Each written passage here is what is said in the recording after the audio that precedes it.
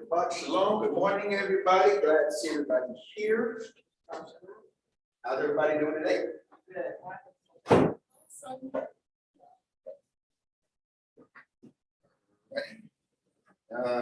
Everybody have a Sabbath school lesson? You got one right? Yep. Sabbath school lesson. Today's lesson is entitled Seek Good and Not Evil. And I ask one person to read the introduction. The COVID-19 pandemic caused significant adverse physical, psychosocial, and economic effects on much of the world. Prior to the pandemic, poverty was already a significant problem worldwide. In the United States, the overall poverty rate was on a slow decline and went from 11.8% in 2018 to 10.5% in 2019 per U.S. Census Bureau. However, monthly U.S. poverty estimates during the pandemic range from 15 to 16.7% per Columbia University. The unemployment rate went from 3.5% in February 2020 to 14.8% in April 2020, and in December 2020 was down to 6.7%. This is comparable to the Great Recession, when unemployment went from 5% to 9.5%. The loss or lack of employment has significant impacts on people of all age groups. Yahushua stated that the poor will always be with us on this earth. However, as followers of Yahushua, we should not be indifferent, but have compassion and take action to help the poor and needy. Thank you. I'm going to go ahead and just do one verse. Remember, verse comes out of Amos 5:14. Seek good, not evil, that you may live. And so the Adonai, the Elohim of hosts, shall be with you as you have spoken. What's this? Come on. Hey. How are you? You need a lesson? You need a lesson? No, you didn't look. Oh, yeah. Okay, I didn't read it.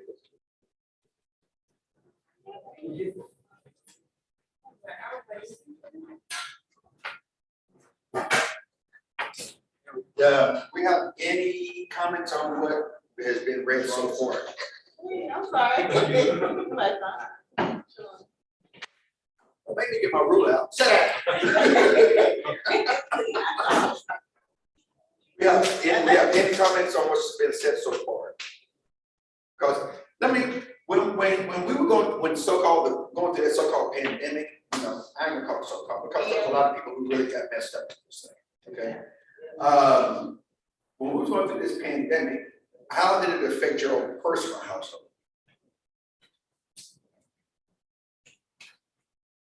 So it's me.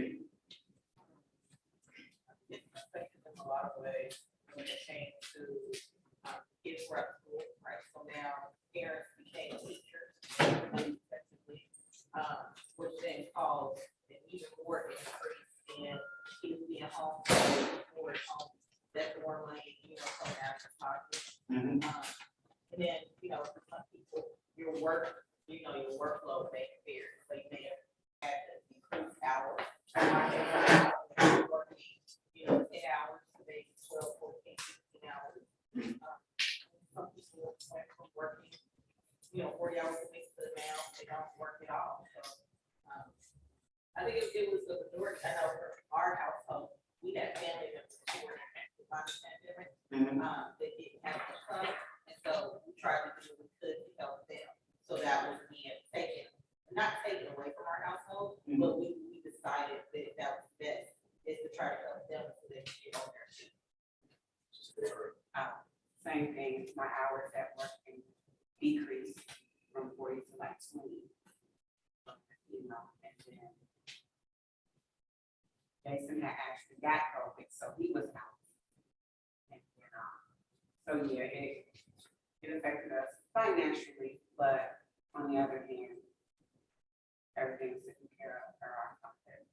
So it wasn't as difficult as it could have been, thank God, so, but it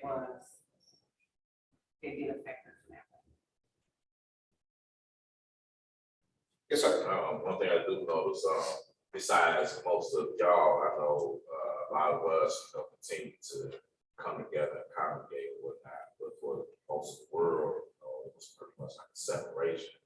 So for even for those who's out here in the streets that need the help and didn't have this or didn't have that, and have a whole lot of people coming around, to really give that helping hand and whatnot, you know what I'm saying? Because, I don't want to get catch COVID, and so it created a separation. Kept everybody inside, or a lot of us, made us lazy, in our ways, you know what I'm saying? And even, as a body, a lot of times we would go to the apartment complex and, hand out clothes and food and stuff like that. After so long, that stuff began to kind of slow down or whatnot. You really didn't see too many churches out here doing that, because of the pandemic. Right. So it created a fear and a separation on top of it. So Just tweet. For me, my daughter's hours, they increased during the healthcare. And since the children were virtual school, I had a virtual school in my kitchen, and I had COVID. And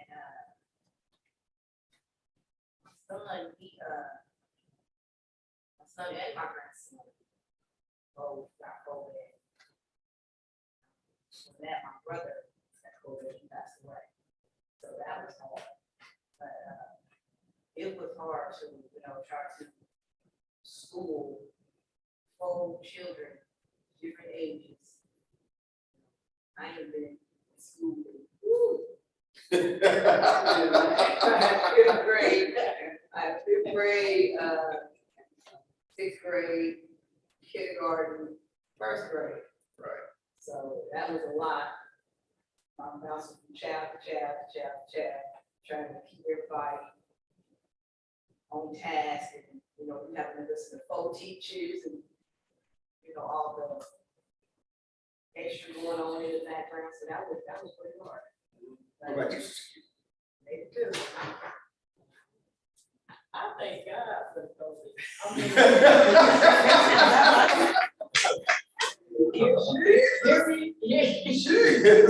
Here we go.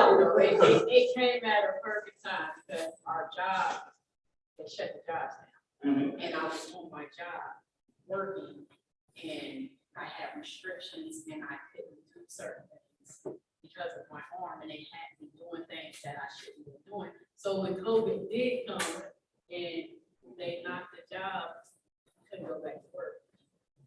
And then when it was time for them to go back to work, because I went to go get an evaluation, and it's like, currently I can't do this, and this. So my job had let me go, and I haven't worked since COVID. So I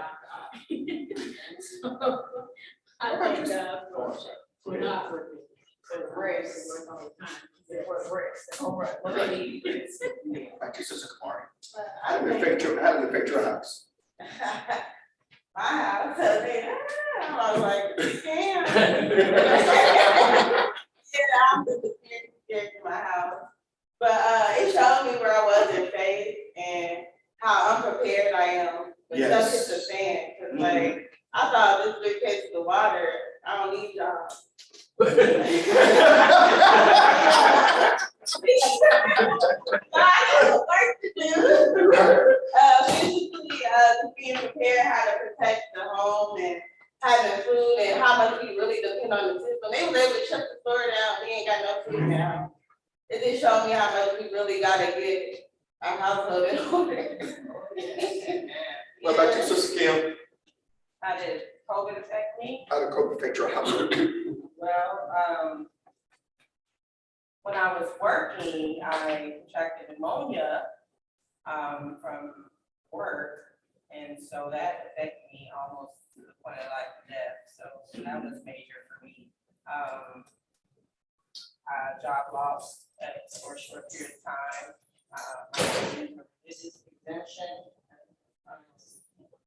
document to work during such a time.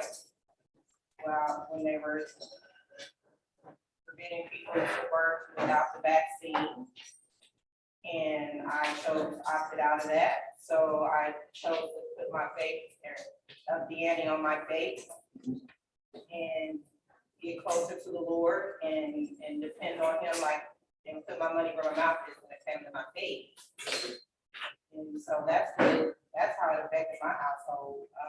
My daughter, she lost her case, but it's come back a whole lot. She eats well and takes food well now, but she still says it's not 100%, but she still can take some eat well, no problem. But that's for the most part how it affected me. It just got me closer to the Most High and made me want to seek Him more at such a time, because I'm in spiritual warfare as we speak. So I'm just trying to be ready for the battle each time. And then when I see things in the media, it talks about saying another pandemic is coming. How do you know that? Right. So you know there's something. We know what's up, we know what's up with that, we don't worry about it, we don't. Yeah, it might be manipulated, so the pandemic is around, another pandemic is around the corner. I like that. Yeah, so that's why I say, saints, we just gotta put on our whole armor and just be ready. The battle's not ours, but at the same time, we gotta be spiritually grounded. Sister Patrice, how did COVID affect your household? Well, just like Sister Kim said, I was just, I went higher in the Lord because I would read my Bible, but then I was reading it all the time. I just stayed in it all the time, every day, and praying more so because we go higher in the Lord, because I know that even though God did not bring the pandemic, He allowed it to happen because I really believe He wanted us to come back to Him. Yes. Because in the United States, the stuff that's going on, the greed and the power hungriness. We're gonna get this. Yes, so I, praise the Lord, I did not have COVID, but like Sister Kim, I just beefed up on my zinc, my vitamin C and everything, because when they first came out and said it was only killing African Americans and Hispanics, I'm like, something's Of up. course. Something's up. How can everybody single us out? Right. Or Hispanics? And I work for the government, so of course I don't trust them. I know. So I'm like, I'm not doing this. I'm not doing this. And so I had to take the shot. Well, I took the first shot because I thought that that's what God was telling me to do. But then I had this dream, and I was, Come on, I dream. don't know where I was, but I was walking to my car, and all these snakes were coming. And I said, Lord, you said that if we trust and believe in you, that you would protect us. So I was lifted up and I was walking with this staff, and God was keeping the snakes were just going on by. I said, Lord, you got this.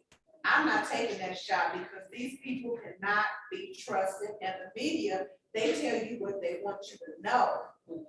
They They actually don't tell you tell what you they, everything. they actually tell you what they're told to tell you. Right. Right. Okay, I'll come back to you. Go ahead. I'm Okay. good, but yeah. Yeah, praise God. it was crazy, like what she was saying, so in the school building that I work in, when they put out, the little list that, everybody can go get their shots and whatnot. Like, you literally seen like all the teachers like coming back, they were literally dancing, coming down the hallway, like, yeah, look, my shot. They all signed up for this stuff, and it was like one by one, falling apart. Falling apart. Like, oh man, my neck is messed up now. Yeah. And my shoulder. And I done had it 3 times. And just all of them just kept getting sick. Back and back and back and back. It was funny when she said she had a dream and she was seeing snakes, right? I think we had it in our group, right? Somebody had put the video in our group and they was talking about the COVID-19 and whatnot and how this. Oh, yeah, with the COVID venom and whatnot, Yeah. yeah. And then while so like Right. she was talking about the snakes and how how the anti-venom is what cures the COVID, it kills the poison, because it came from these snakes or whatnot. You know what I'm saying? Like, so I just thought that was weird when she said that. I was like, wow. That's exactly what's going on. What about you, Sister Allison? How did COVID affect your house? It didn't affect my house, it affected my son. My son got the shot. And told him not to get the shot, but his girlfriend and her mother talked him in to get the shot and caught COVID from it. And, I don't believe in it at all. Actually, I don't believe in too many medications at all. There you go. That's right. Yeah. I kind of fell apart from one. It had snake venom in it. It's a center of black people are not supposed to take. Right. And I found out that was when I was kind of trying to take care of my blood pressure. I was taking it and I was coughing for like 6 months, and I had to find out on my own what was ailing me. And I went to like 3 specialists. And, I had to search into it for myself because they were testing for stuff that had nothing to do with what I was taking, and that's when I found out the snake venom was in it. So I'm kind of associated with snakes. Yeah, but as far as being the COVID, I've only had a couple kids that's had it or thought that they had it. We don't believe none of that shot. My sister worked in COVID units and never caught it. She was injecting people with it. She was like, if they want to be injected with it, I'm injecting with it. But the people here at Pfizer are not taking it. They was giving her like, she was making like $600-700 a day. And even if they didn't come, she would leave. And she was like, they want to take it. I'm gonna let they can take it, but I'm not taking it. Right. So, That old serpent. Right. Old serpent. Brother Yakinon, good to see you this morning.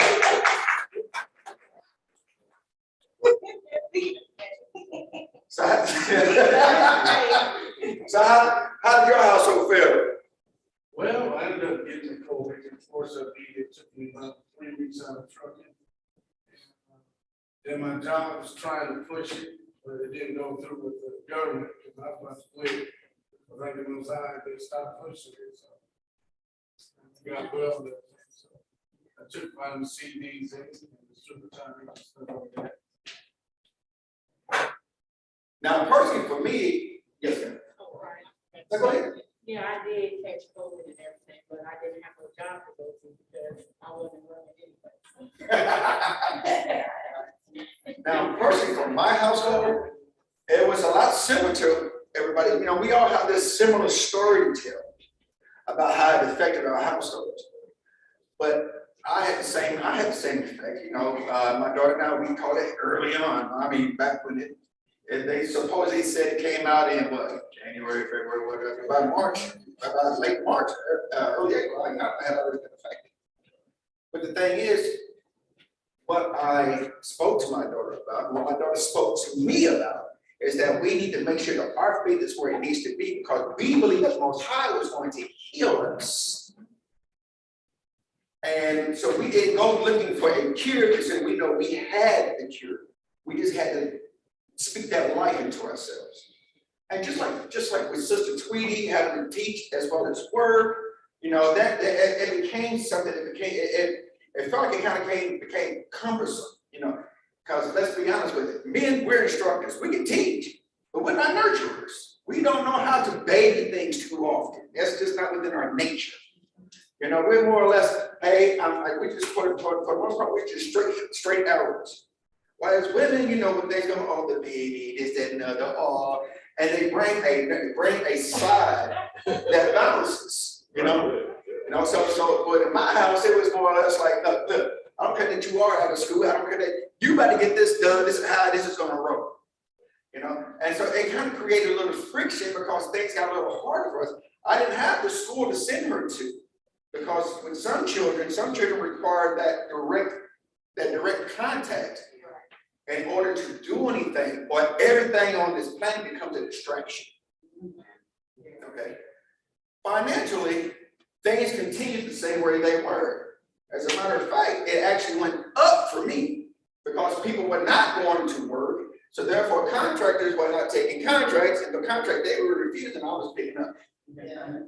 Okay, so it's the whole thing, but we all had this thing where it affected everyone's household in a way that we can look back on it and understand where our help came from. Now, here's the next part. The next part is, what did we do during COVID? Did we shut up? Did we forget about those people out there who need our help? Did we forget about these people? Because honestly, we did not. I know so many people who were in there, even when the doors were closed here, we were still doing outreach other places. We were still together, and this is what this whole lesson is about. The scriptures, and it says, seek good and not evil. And while we are trying to do well, some people are out there trying to take advantage of this whole situation. Not in a way that's going to be beneficial, but in a way that's going to be detrimental to people. They were taking the poor and making them poorer.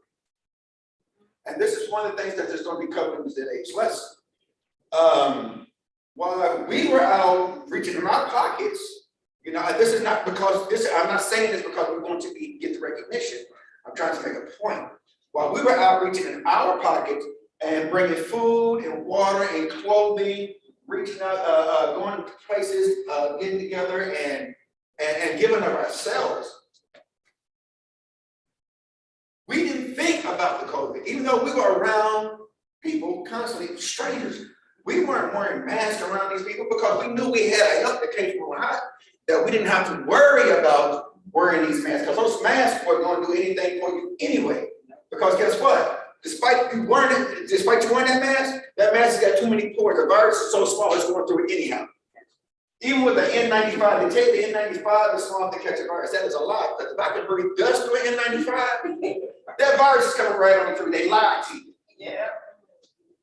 Okay? Because see, I'll be at work and I'll have on the N95, but when I come out and take that mask, you can see the stuff that's coming through there. When you're in insulation and then you take the mask off and you see insulation starting to come through the pores, that N95, the insulation is way larger than a virus. So we know where our help came from. And because we are able to understand where our help came from, we were still able to go out into the outside and give to those who need it. And this is, but like in the case of my work, the price of lumber went up so high that I started looking for other ways around doing things, getting going artificial. Because I'm the old-fashioned guy. Give me wood, give me real nails. I'm that guy. Okay? But because things went up so high, I started looking at composites.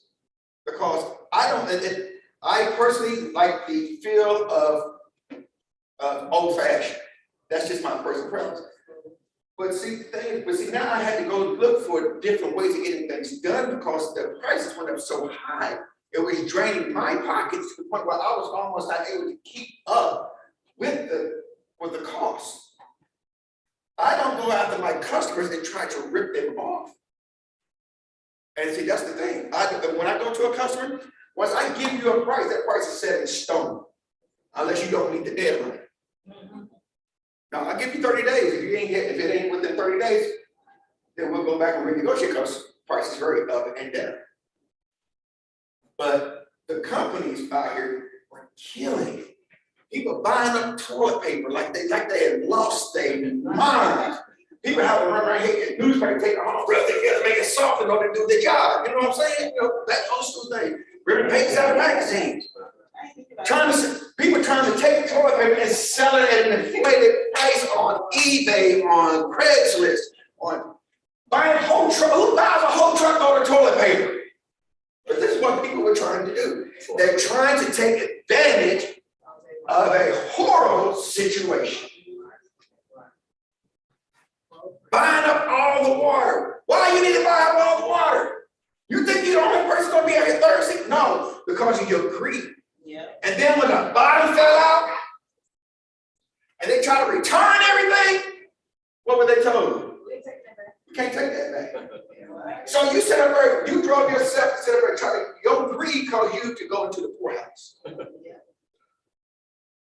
So we're gonna get started here. Yeah, I'm sorry, just tweet. I was gonna speak to, people taking advantage, when they first hit, I was, I'm not working. And I was buying water, taking it to, on Stanley, they had a whole area set up, we can go buy your water, food, toiletries and things like that. It was people out there, it was a couple cars, and they, were expensive cars, like Mercedes and Tesla, they was filling up their trucks and they stuff, and they was going from table to table to the lady had to say, no, y'all not for the right, because y'all don't need this much water. It was family though. What they was doing, they was taking their water and selling it in their stores for like $7, $8 versus a $3 case of water at the store where they only do $4. They was selling from $7 to $15. And so the lady had to say, no, y'all not for the right. She just looked and saw like they going from table. It was like just a plethora of tables where you can just go get a case or two of water. They was going to each station and get a case or two of water. And so the lady looked and said, no, they doing their pants and their cars. And it was sad that they were doing that. And here's the thing. When we're looking at these situations, what, as a follower of the Most High, what is our responsibility to one another? Where's our responsibility to lie? The first responsibility we have is to make sure that the necessity of the saints is met. That's our first necessity.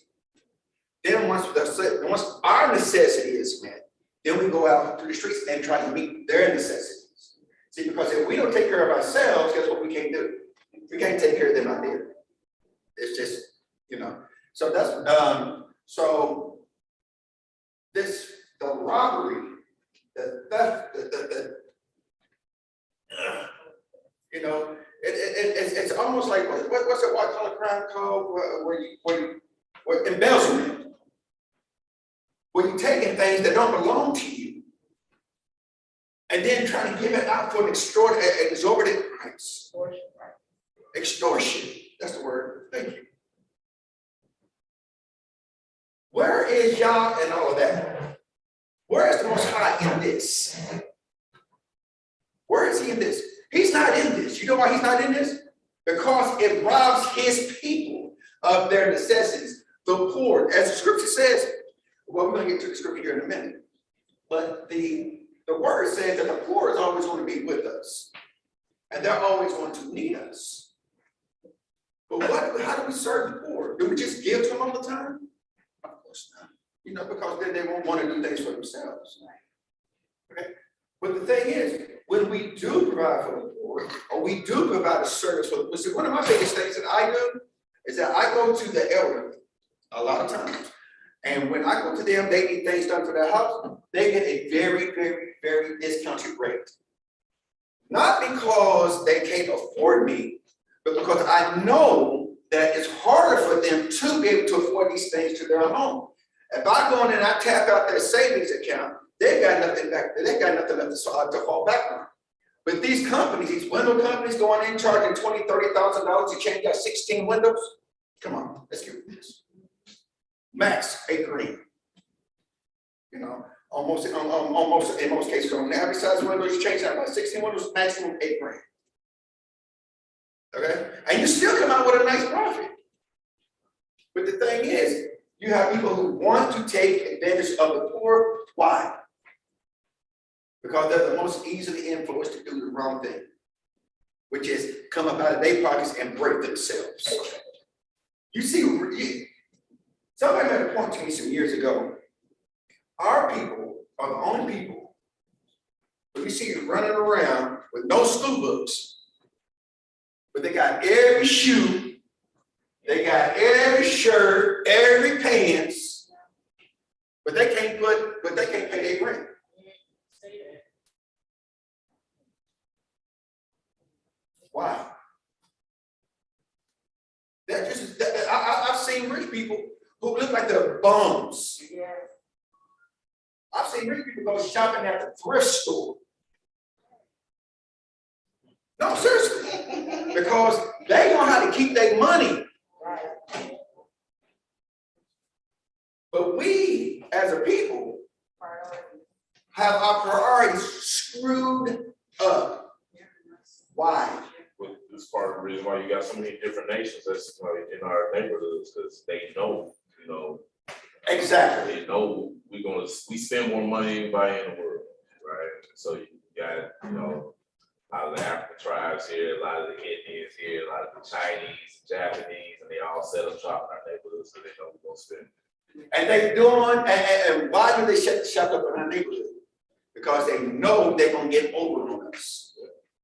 Because we don't have that. We have the understanding. We just refuse to use that understanding. We know we buy this pair of shoes that we're not gonna have food on our table for this week. But we gotta look good. Yeah, that's what I'm saying. You gotta look the part. Well, if I look rich, then one day I'm gonna be rich. No, you're gonna be poor just as poor as you was last week. Okay? All right, just a minute. So, point being made is we have to get our priorities straight so that we can continue to help those who are less fortunate than us. We can't be going out here buying $80,000 cars. No, we only making $25,000 a year. Because guess what? Even out of that $25,000 a year, if you got a couple of people in your house, that's $25,000 a year. That's $50,000 a year for a household. That's enough to live off of and help somebody else if it's spent correctly. Well, I'm saying that's money even before taxes, but still, in my house, am I a rich man? No. Am I designed to be a rich man? Not on your life. I do want to be well off. There is a difference. There is a difference. But by being well off, I can afford to give of myself to people who need it. I'm not talking about the people standing on the corner who are sitting there so high that they sitting there falling over with their signs in their hand. I'm not talking about this. What I'm talking about is to that person out there who is actually striving to try to get somewhere, but keeps hitting the pitfalls and they're staying in that lower estate. The scripture, our lesson today is seek good and not evil. So instead of us taking advantage of the people who are out there disfortunate, our job is to help bring them up. That's our job. That's where the good comes in. Not that we just give them, but we show them how to come out. We show them how to come up. Well, what we have. How do you become richer? How do you become more wealth? How do you increase your wealth? There's Let's do Brother Eric. I'm sorry, I skipped him first time. Brother Eric.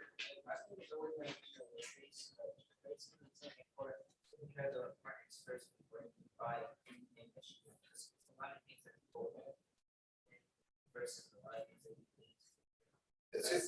That's one. Yeah. That's something I had to learn myself even coming out of high school. The stuff that I want, I put that last, and then I would take care of the parties first. And pay my bills, home bill, like stuff like that. Even like something in the house, I even offer, something in the house, I make sure. Or I even do anything like that, I would basically pay the workers, and I think that's what I actually do. And that's admirable. Because a lot of times our youth don't think that way. Yeah. Okay, our youth think that I gotta have this, like back when I was younger. I gotta have this night, yeah, I gotta have this, I gotta have this, I gotta have this, and I have that. I'm like, you better get a job. And what does she do? Dad, can I start working with you? So every now and then she gets to go to work. She gets to earn her money for this little look, but see the thing is she got smarter. She don't just there's sometimes I got more money at home than I have in my pocket. And the thing is, she goes out, she makes her money, and what she does, she stores it. She puts it away for those times that she's actually going to need it. But I'm gonna get to you, brother. But see, the thing is, what we need to do whenever how do we increase our wealth? Not only are we calling on the Father, but we need to invest our time into people who are better off than we are. Because guess what? Not as in give a worship type thing, but checking out what they do, how they do it. There's 4 people that I keep in my life. I see them only for work, but I watch what they're doing. I'm watching how they're getting their context. I'm seeing what they're going through. I'm paying attention to them. I'm paying attention to the things that they're trying not to show me because they want to keep me here, but I want to be here. So these things that they try to hide from me, I pay attention. When they're on the phone talking to their partners, I'm listening. Because see, when I go to them, I say, hey, hook me up with, with some of these things so I can invest.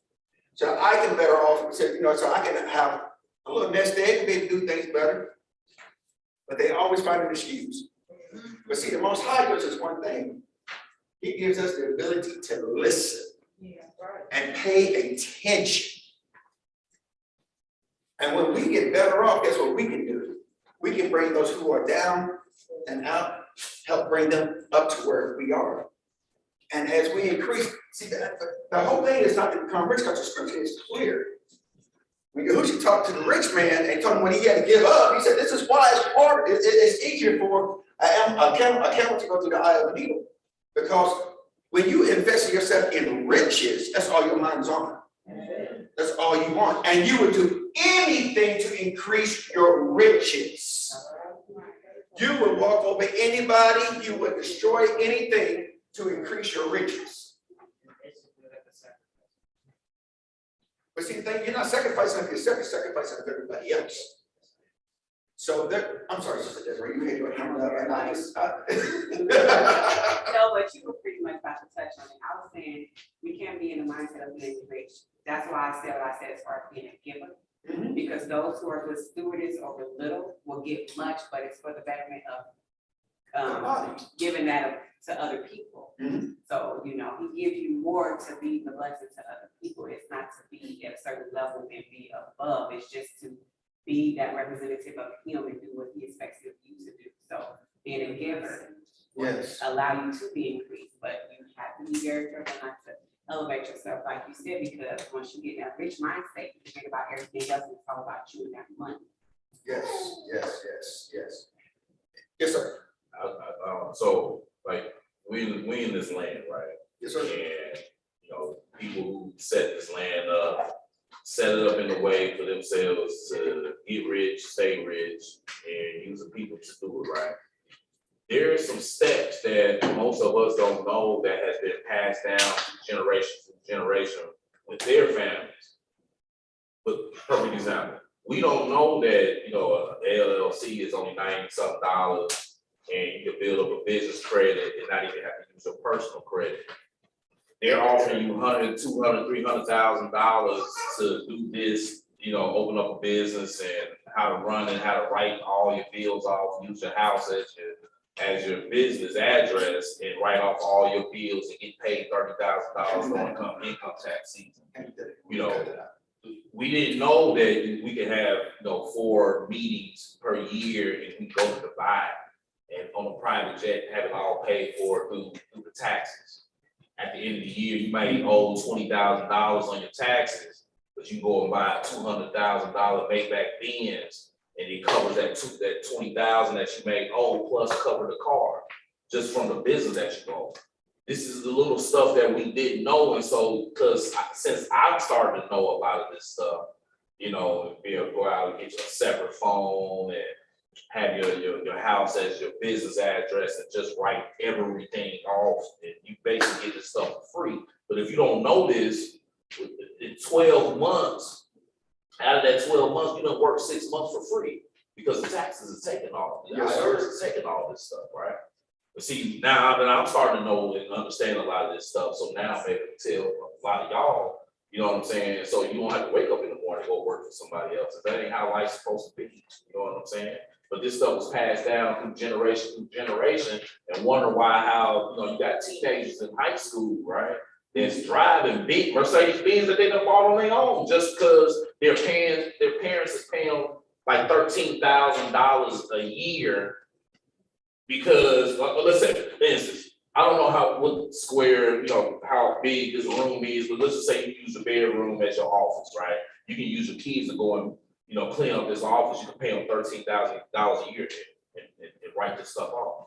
You get paid for doing this stuff. Well, some of those laws have Nobody do changed. this. Some of those laws have changed, actually. If you don't have at least 900 square feet, you're not gonna be right off. They want to try that part. But however, it's not $13,000, it's $12,000 a year maximum that you pay your child. Each child, if you have an LLC, you have children in your house, legally, your children can work under you because they don't fall under the child labor laws. They're your children, your business. So if you got a 1 month old that you want to put to work, you got to, they go to work. But no, I'm just trying to make it, make an example. So that is, like you said, that is a write-off, that is a payment out. How much does it cost to take care of your children each year? It costs more than $12,000 to take care of children each year. It costs more than that. Shoes, water, food, everything, the utilities, it all costs money. So, but we're not actually on a text thing right this second. We're just trying to get to the point where we can show how we can do good instead of evil when it comes to dealing with. Well, I use that because, like I said, you have a group of people who know this stuff versus the people who don't know. Oh, yeah, definitely. So it's hard for us to even come up. It's hard for us to even get to a certain level because you don't know this stuff. You understand what I'm saying? You don't know how to start a business just for $90-something. You don't know this stuff. And if you don't know this, then you're constantly going to work for them, right? Exactly. The same people who set it up. So you can roll. I'll make it and get biased. I've been paying my time since I was 16 years old. And Okay. from then until now, thank God I won't promote for anything, everything is taken care of. That if I need something, it's there. And I use Brother Lon.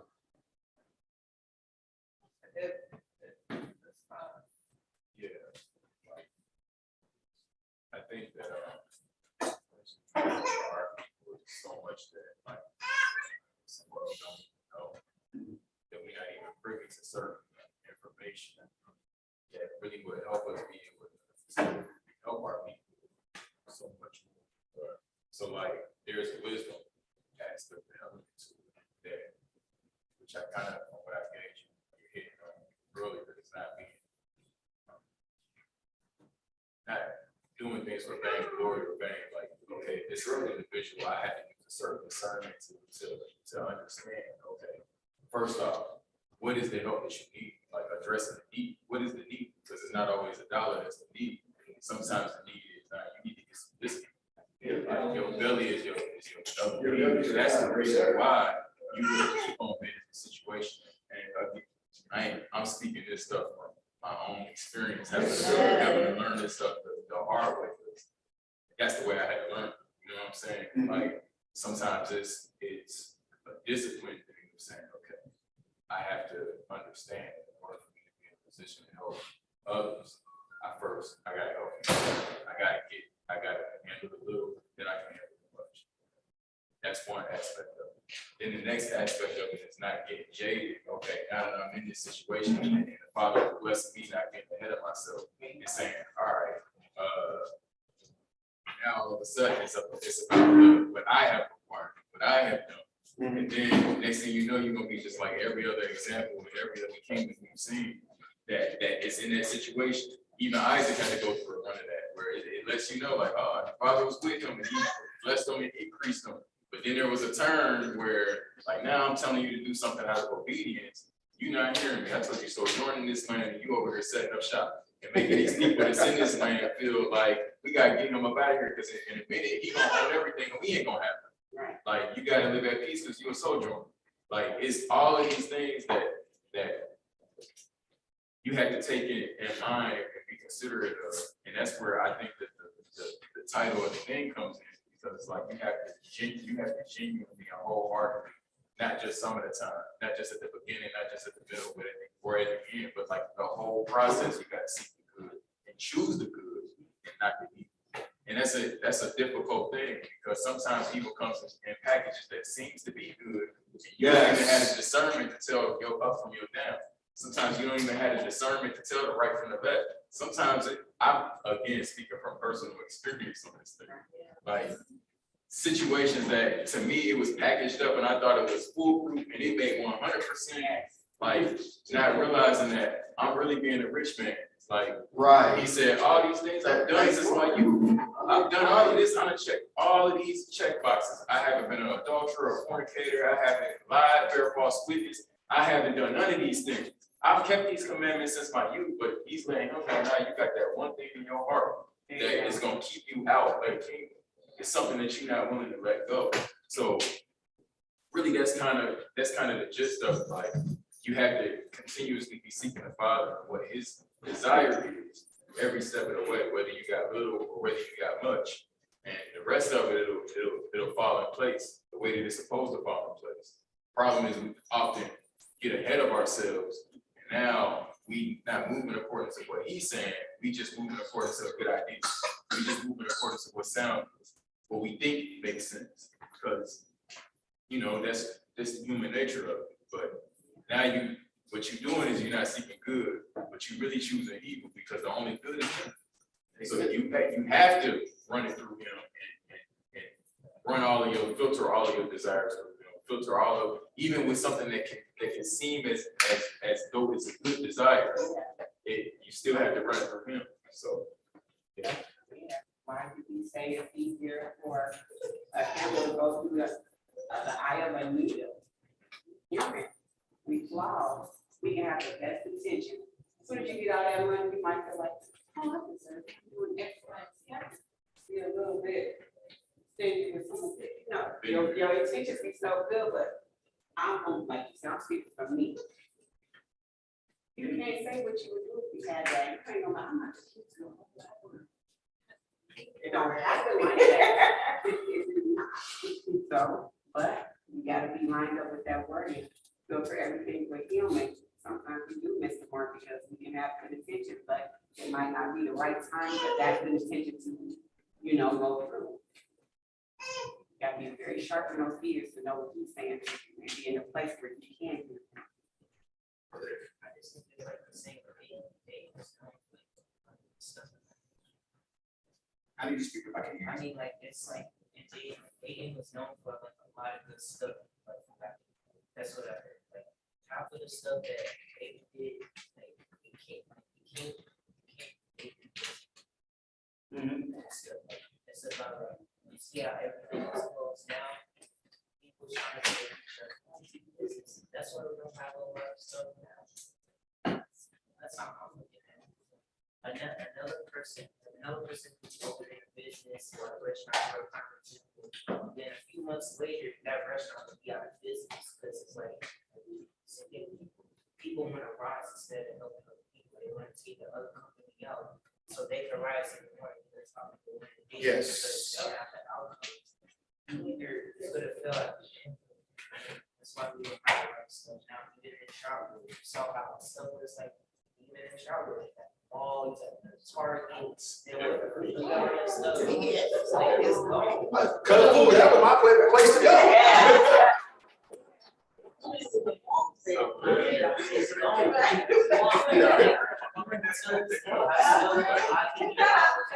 I still remember how Strawberry used to be. Strawberry, it was a good, it was like jumping. It was a boogie. Yeah, you said like, they didn't really a really good city if a lot of people just start getting greedy and trying to take other people out. There you go. See, that's it right there on the head. That's what today's lesson is about. The Father has provided enough for everybody out here on this planet. The problem is we got people who want to take more than they share.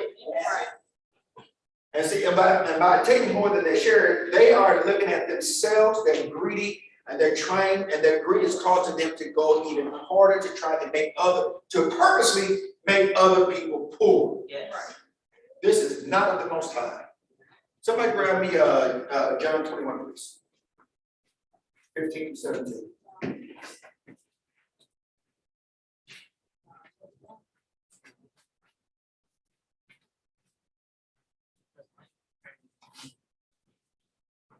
You know, here's the thing. That's not the book. The book says the love of money is the root of all evil. Okay. It also says that money answers all things. Okay. See, when you have the money in your pocket, you can pay your bills, you can give to the poor, you can do things for people. It will answer all things. But when money is your master, you're not doing those things. You're not thinking about doing things. You're thinking about putting more in your pocket. You're not worrying about the people out there who are suffering. That is not your concern. Your money, your whole concern is in gaining more. That is your that is your God. That is your Elohim. That is the one you worship. I don't care if you go through 1,000 churches.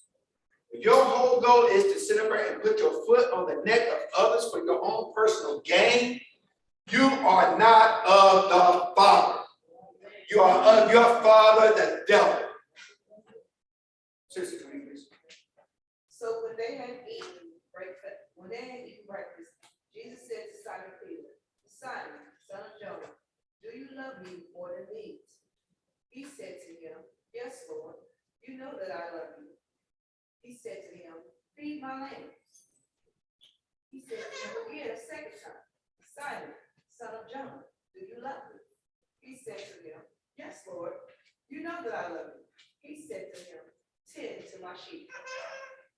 He said to him the third time, Simon, son of Jonah, do you love me? Peter was grieved because he said to him the third time, do you love me? And he said to him, Lord, you know all things. You know that I love you. Jesus said to him, feed my sheep. This came from the word from the mouth of the Adonai. This came from the mouth this came directly from, because you know when Yahushua speaks, he's speaking from who? He's speaking from the Father. He's speaking everything that the Father has told him. He's speaking and and that's the thing that he does. That's the thing that he's going to continue to do. He's going to continue to obey the Father. But you notice everything he said with the feed the sheep, with the feed the lambs, with the feed the people. Not in just food, not in just knowledge, but an ability to increase. Not for the personal gain, so that they can help others to increase. When I reach out and I grab Brother Alon's hand, because there's somebody, anybody ever seen a human chain before? Has anybody else seen a human chain before? What's a human chain? No, sir. A human chain is where people grab each other by the hand. Someone gets lost in the water and they're out too far for anybody to be able to swim to, or they get caught in the riptide. People grab each other by the hands and they step out slowly. And each person grabs another person's hand. This chain is created until they can reach the person, grab them, and then everybody starts to pull back and they bring the person back to safety. This is what we need to be doing for the Father. We need to be a human chain. We need to be grasping the hand of those who are strong behind us and reach out and grab the ones who are weaker in front of us, so that we can all come together in one mind and one body. See, the scripture tells us that says for the weak to rely on the strong, it tells the strong to support them. Okay? That's what the book tells us to do. It tells us to support the weak. This is the thing that's of the Father.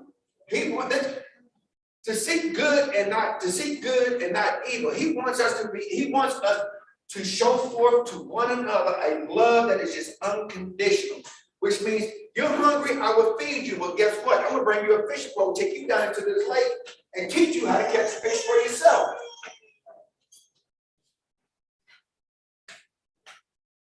To be able to give to somebody so that they can in turn give to someone else. This is the love of the Father. This is the good. Because not only do we teach them to do something themselves, but we taught them and they can teach someone else. He reaches for us constantly. And he tells us all the time to give of ourselves. Why do we give of ourselves? We give him the sacrifice. A sacrifice of what? Anything that is good, worth having, is going to cost some type of sacrifice. You're going to give up something. You're going to give it up. You're going to give something up for the good of everyone. The Messiah gave up his life for the good of the world. Yeah, I'm sorry. Go ahead, sir.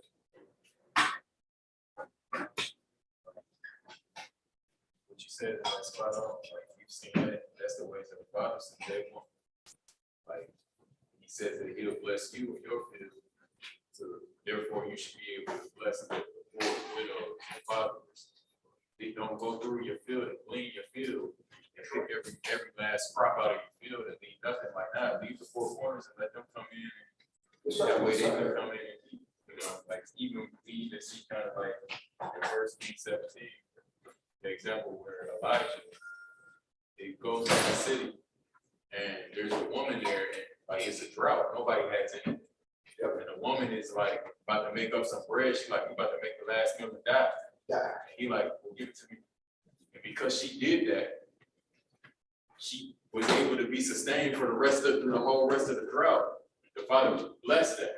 You know what I mean? So it's like sometimes it really is putting yourself in that situation to where you tend to the need of somebody else, even over yourself sometimes. Like if that's what the Father is requiring out of you in that moment, you gotta be willing to do that. Sometimes it's not always, be in a situation to where you up and I can just take out of my storehouse and give it to somebody else. Sometimes it's the Father, like what you said is key, like sacrifice. Like sometimes it's they need it more than you. So I got you, we'll take care of you, you're gonna be all right. Go ahead, come up off of that for right now. Instead, give it to the poor, it's like lend it to him. Like, if you lend something to him, he's gonna get it back to you. Like, you know what I mean?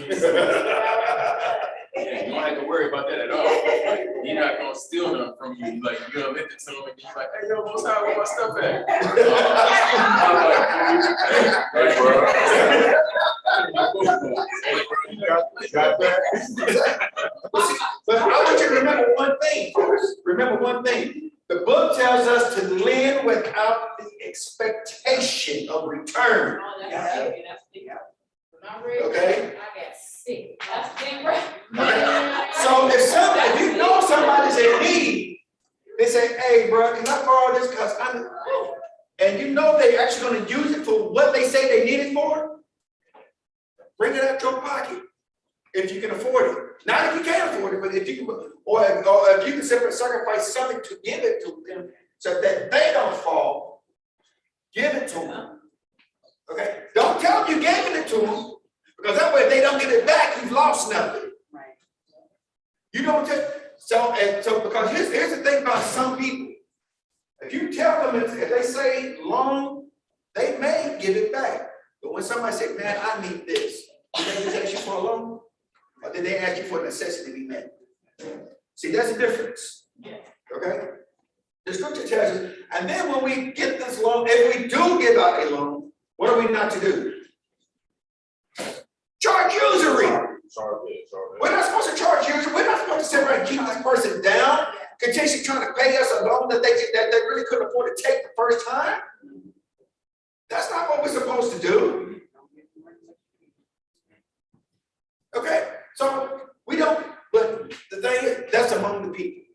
Because according to the scriptures, the stranger, you can charge him interest. But you can't charge your people interest.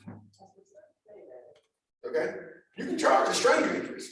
You can give a stranger a dead animal in your yard that you can't touch. The things that you can't put your hands to, you can give to the stranger. But when it comes to your people, we are not to charge them interest on money. We're not even supposed to look forward to getting it back. If it comes back, all be praised to the Most High, because then you can put it back to what you had. But guess what? If it don't come back, you're still floating around here. You ain't missing out on anything. Because the Most High made another way. See, when you give up yourself, the Most High pays attention. He's going to say what he did, and see, this is seeking good and not evil. Because see, when you give up yourself, you're giving up Him. You're giving up your heart. You don't give begrudgingly, just like what you're offering. You don't give it. No, you don't do that. Because if you're going to do that, keep it. Right. Because you have no good intention with it. There's no good in it. But when you give, here, you're good.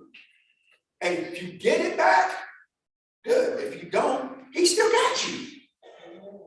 You're not going to go, He's not going to sit there and let you fall on something that He's giving you instruction to do. Now, He didn't give you instruction to do it, that's on you. But He's going to tell you, I got a curse on this one right now. Back up. If you do this, I'm going to hit you with the curse as well. Hallelujah. He's going to let you know. He's going to, and like they say, that little birdie tell you, that's the Holy Spirit talking to you. The Holy Spirit tells you that you got to back up. Guess what you better do? You better back way up. Because you about to get involved in something that you ain't got no business in. The whole thing, we got to remember that we do good because the Father does well to us. We're to do well by others. We are to help those who are less fortunate than ourselves. One of these days, we're going to get to the scripture, but the whole thing is, this is what He's requiring of us.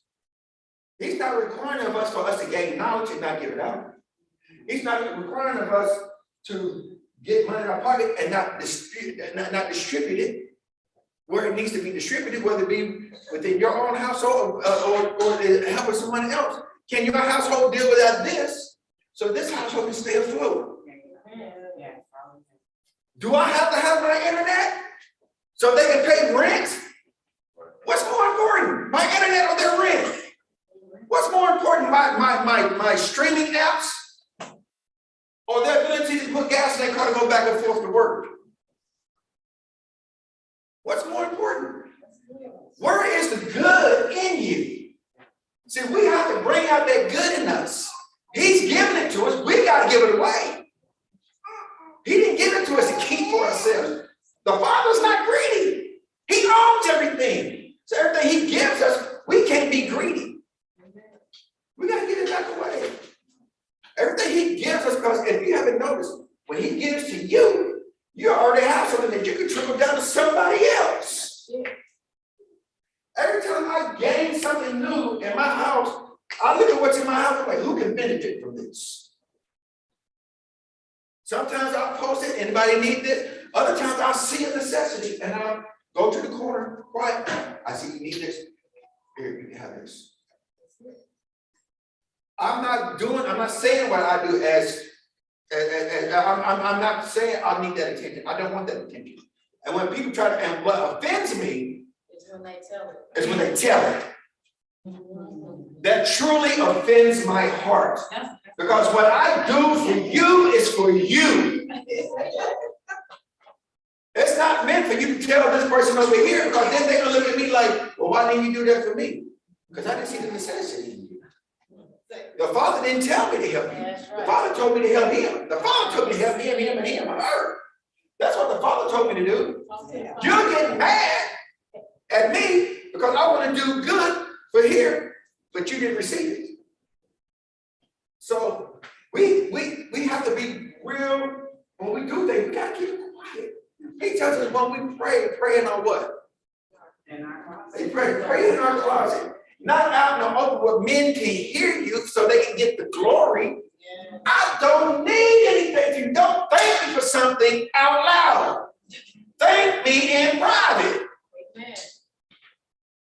If I give you something, I don't care if it's $10 million. If I give you a $10 million cash check in your head, you better keep your mouth shut. Yeah. Because that was something that the Father told me to do for you. And this is how we do this. We don't do things for the glory of us. We do things to bring the glory to Him. When we out here and we doing our missionary work, we're going in places where nobody else wants to go. Going in places where people are running around with AKs and AR-15 sitting up in their windows, peeking up the window, saying who's outside. We don't go in there with that fear. We go in there knowing full well we got that protection and that we're there to do what? To bring good to the neighborhood and to bring his word to them. Because whether they take his word or not, we're still doing our diligence by giving the good to them. Because we could be like some of these folks like that. Oh, no, you can't eat like you sit down and listen to what I got to say. No, there are places that do that. I've seen churches where they won't let people eat until you sit down and they've heard the word. Do you really think these people trying to sit down and hear the word when their stomachs are growling? No. They ain't trying to hear that. They know their stomach is growling. They know their stomach is grabbing their back and sitting on real hard. That's what they know.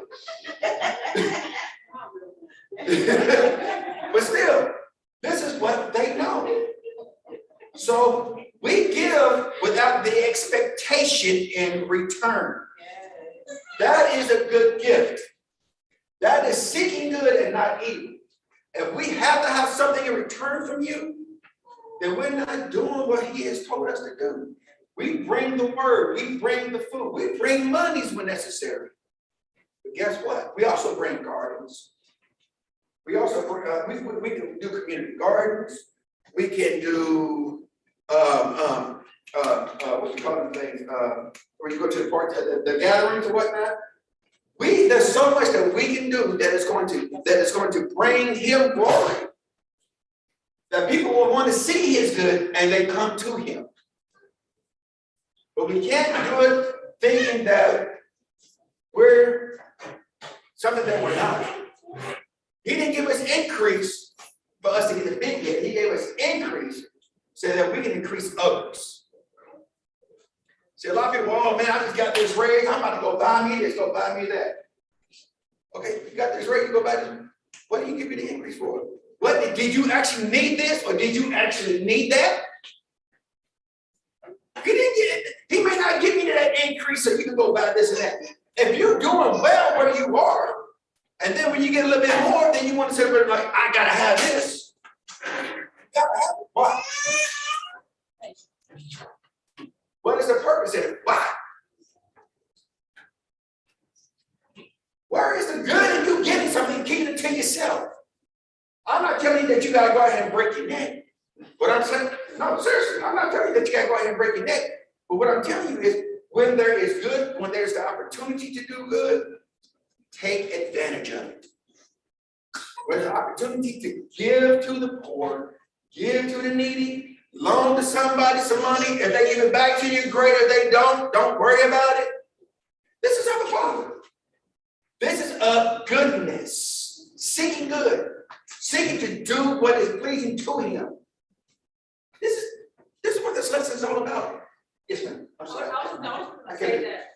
That's why, like, with our family and building trust is so important. Which you mentioned, like if someone had, like, let's say, internet versus rent, like, you have to be able to trust. I would typically be like, hey, like, listen, I'm struggling right now. Like it's either I can't. If I don't pay this, I'm out. You know, so that building that trust and like that relationship is so important. You know what I mean? To be able to trust somebody, to be able to really give in and share that stuff with people. But sometimes it's like, I'm just gonna sit here. You know, because that trust is not there, or maybe, you know, you're ashamed or whatever it may be. So that's why Bishop Kyle family is so important, to be able to know who your family, you know what I mean? Just be able to build that connection with somebody, to be able to really be honest about like I'm struggling right now, you know, I need help. Or, you know, maybe praying to the Father and he's maybe needing you to say something, this or that. So yeah, that trust is so important, you know. Yeah, and I'm going to put this. When I build a family, I didn't build a thing. I borrowed everything. Because it's not me who builds the family, it's the Father who builds the family. And I trust him that he's going to put me with people that I can rely on. If I got to give them my door keys to my house, I'm not going to come home one day and find it empty.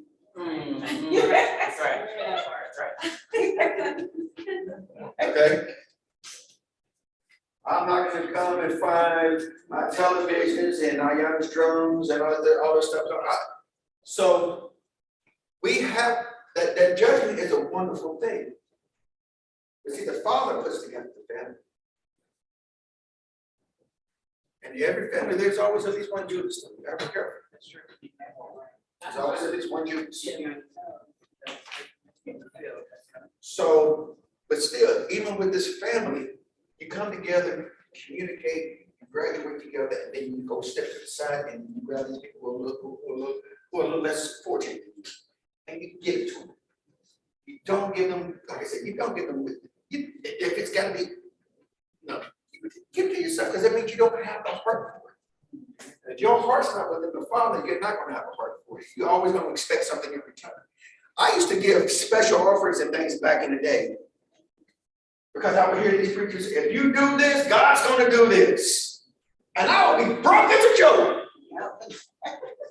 I'm like, where's it say, God? You told your prophet. Then one day he hit you. How you figure they were my prophet yet? Woo! No, seriously. You know, I gave an expectation of a return, but I gave an expectation of a return from something he didn't tell me to do. Have you figured out that that's my prophet yet? Have you figured out that they're own, that they are their own prophet? Where and the thing is, so when this money could have went somewhere else, and for my personal need, or to the need of another. I see the thing is, one thing I do enjoy about the family is that we're quick to help. We are quick to lend, not lend as an expectation, but lend a hand or lend in need of everyone. Whoever needs, we get boom right there. If I need something, I need this favor real quick. 30 seconds later, it's going into action. Hey, Miss, I need somebody to take care of my daughter. 30 seconds later, it's going into action. This is the family. This is who we give to first. We give first to the necessities of the saints. Then we go out to the streets and give what we can give. This is how we got to do good. We start by doing good with each other. Once we are good with each other, then we take it out to the streets. And we don't just sit in a building all day long. We got to get out here. We got to hit these streets. We got to walk these streets. We got to talk to people. Because we got to give that goodness back. We got to extend that goodness forward. Whoever saw that movie, Pay It Forward? That was a really good movie, wasn't it? The little boy gets it, and then he got the whole city into paying it forward, even at the point where it took his life. This, I thought you saw it, I'm sorry. It's an older movie, it's from back in like the early 90s, 2000s. But the whole thing is that this is what the Father expects of us. He's given us that we can pay forward and not look for anything in return. If every person in this city of Dayton alone, if I did something for him, he did something for 2 people, the next person does something for 3 people, the next person does something for 4. You get the numbers? And each person that they talk to more people. This is the glory of the Father. This is what we're supposed to be doing. This is bringing that goodness instead of evil. He didn't give us what we have for us to sit on it. He didn't give you what's in your pocket for you to sit on it. Now don't mind. Don't think I'm sitting there telling you got to give up everything. Because he tells us to store up for our children's children. That they have an inheritance. But we're supposed to give to that which is needed. That's the important part. And do it without expecting gain and do it without usury. These places and people who are sitting up there who are taking advantage during this pandemic or pandemic, as Sister Kim so eloquently put it, they have ruined so many things for so many opportunities for other people because the whole thing, they saw an opportunity to inflict as much damage as they could, so that they themselves can gain. This is not how we do this. And I know we haven't started on the scriptures that we'll go ahead and start Amos 2.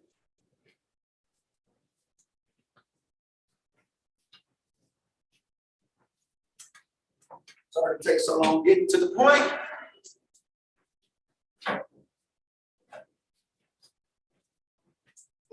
Can I get a reading for Amos 2, 4 through 7?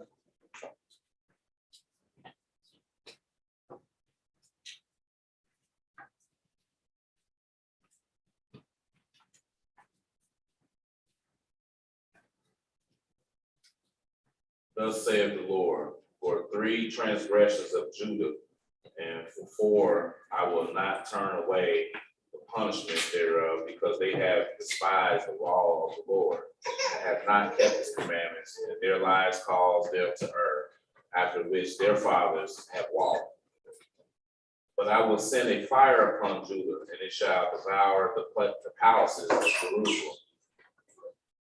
Thus saith the Lord, for 3 transgressions of Israel, and for 4 I will not turn away the punishment thereof, because they sold the righteous for silver, and the poor for a pair of shoes. So call that pant after the dust of the earth on the head of the poor, and turn aside the way of the meek. And a man and his father will go in unto the same maid to profane my holy name. Verse 6. Thus says Yahuwah, for 3 transgressions of Yasharel, and for 4 I will not turn away the punishment thereof, because they sold the righteous for silver and the poor for a pair of shoes.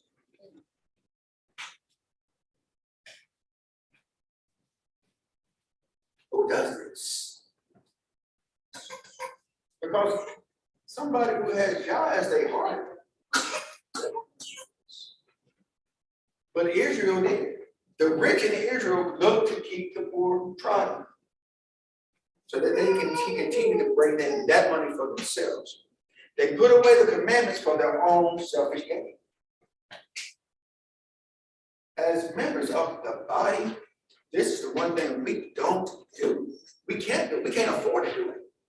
Because one weak link in that chain is going to bust the whole chain, especially if it's sitting right smack dab in the middle. If it's sitting on the edge, yeah, you cut that joke off and still use the chain. When it's sitting right in the middle, the chain's no good anymore. We don't give, we don't. I didn't charge extra money during the pandemic because I could have. I kept it honest. Seeing what the need was net and what was, see what my need was, and made the appropriate charges. I tell people all the time, I'm not in this to get rich. I'm in it to do good. I'm not in it to get rich. I'm not in this to sit up when I know for a fact that it doesn't take all this to give you what you need. Amen. I can do this, or half of what they're talking about, and still do well.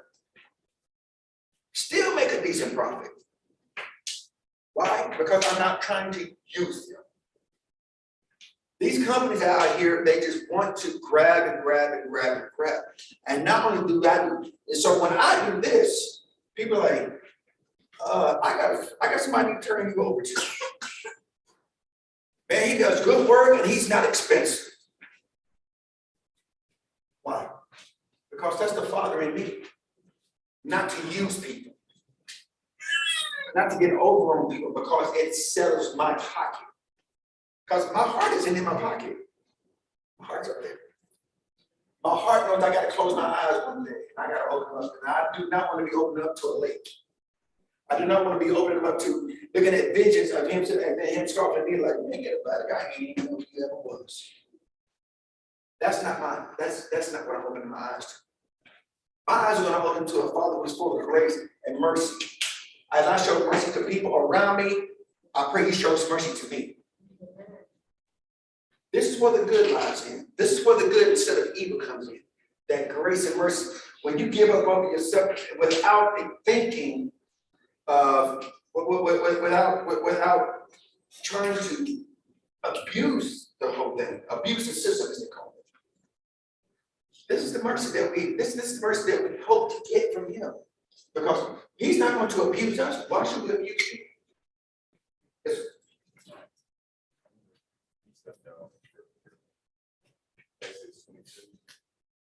Exodus 22.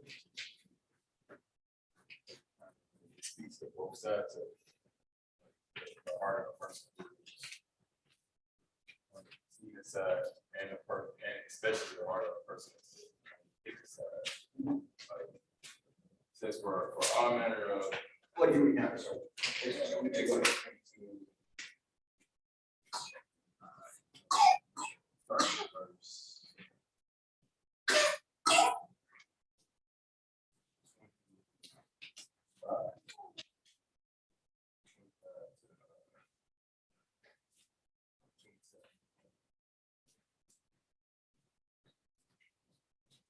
That if you lend money to any of my people that is poor by thee, you shall not be unto them as a usurer, neither shall you lay upon the usurer.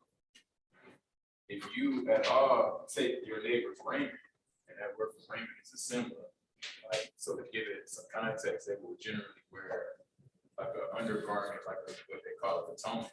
And then they have a symbol that's like a sheet almost that go over the shoulder. They can pull it over as a hood, dust storm coming, cover yourself. It's a sunblock. You can pitch up a little tent, use it as a blanket at night. So like he need this symbol. If he don't have this symbol, he ain't got a blanket. Like he can't lay down and be warm at night. So that's why he says if you take your neighbor's raiment to pledge, you shall deliver it unto him. By that the sun goes down. For that is his covering only. It is his raiment for his skin. Wherein shall he sleep? And it shall come to pass when he cries unto me that I will hear, for I am gracious. So it's like being mindful. He already in a situation where he's coming to you. He needs help. Don't kick this man while you're down. Like if you see this as his only raiment, do it out of the kindness of your heart and say, "Hey, yo, don't worry about it. I'm gonna help you on this. Ain't no harm, just make sure you hold into your end of the deal. I got you. We're not gonna make this a grievous thing. I believe in the cause. You're already down that night. You don't muzzle the ox while you tread the corn. He already putting in the work. Don't muzzle his mouth and he at least should be able to eat the corn while he's working. So it's like it just goes back to what you're saying, like the heart of it on both sides. But you also gotta know, like, if you got more than one garment, don't come up to him acting like you only got one. You know what I mean? Just because you trying to get over him. Like, nah, everybody should be dealing on the up and up. And that way now, when there is time for a help and a need to come, it's all good. Like, nah, family, you good. Don't worry about it. I got this. Here goes the flow. Go lay down that night. I see you in the morning. Let's go to our next group. That's good. I appreciate that. Huh? Okay, Amos 5:1-15. Call for Israel's repentance. Hear ye this word which I take up against you, even a lamentation, O house of Israel. The virgin of Israel is fallen. She shall no more rise. She is forsaken upon her land. There is none to raise her up. For thus saith my sovereign Yahweh, the city that went out by 1,000 shall leave an 100, and that which went forth by 100 shall leave 10 to the house of Israel. Hold on for a second. Pause it for a second. See, we're seeing the punishment of Israel because they obeyed not the Most High, because they used the poor, because they broke the commandments and the laws. He snapped the back of Israel again. And only lays behind the remnants. So we're going to start everything back over with. This is what happens when we are supposed to be, when we hear, when we use people, or when we try to take advantage of people during their bad situations, we have a punishment that is coming that you are not ready for. We think we're ready for anything that the Father can throw at us. You done lost your mind. I done heard people sit up and talk about they gonna challenge God. I wish God would. Have you lost your mind? The Father who has created this universe is the same one keeping me from putting my hand on you for blaspheming him like this. You gotta understand. We don't. He's got a punishment in store for Israel. But Israel is disobedient. And he tells his prophets all the time. Verse 4.